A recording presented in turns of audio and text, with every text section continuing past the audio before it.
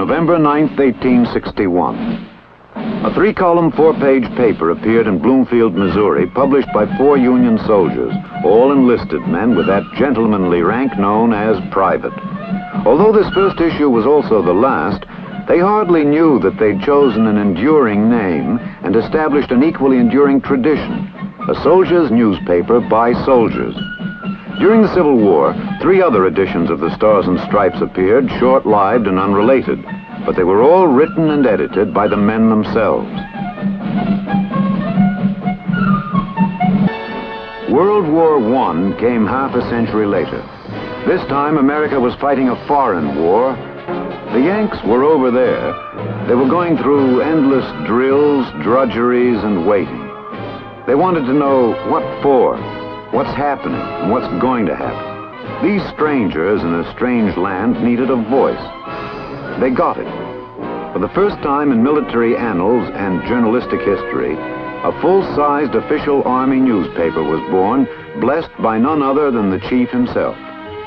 The paper, written by the men in the service, would speak the thoughts of the new American Army and the American people from whom the Army has been drawn.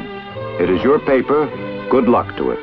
Signed, John J. Pershing, Commander-in-Chief, American Expeditionary Forces. As a footnote to World War I, the Stars and Stripes closed shop on its 71st issue. For the sake of Auld Lang Syne. What a sentiment. Yet, how short the grand illusion lasted.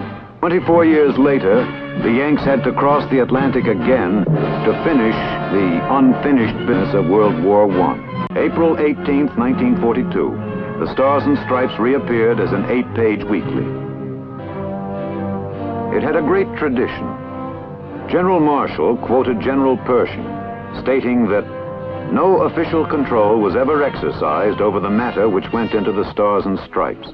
It always was entirely for and by the soldier.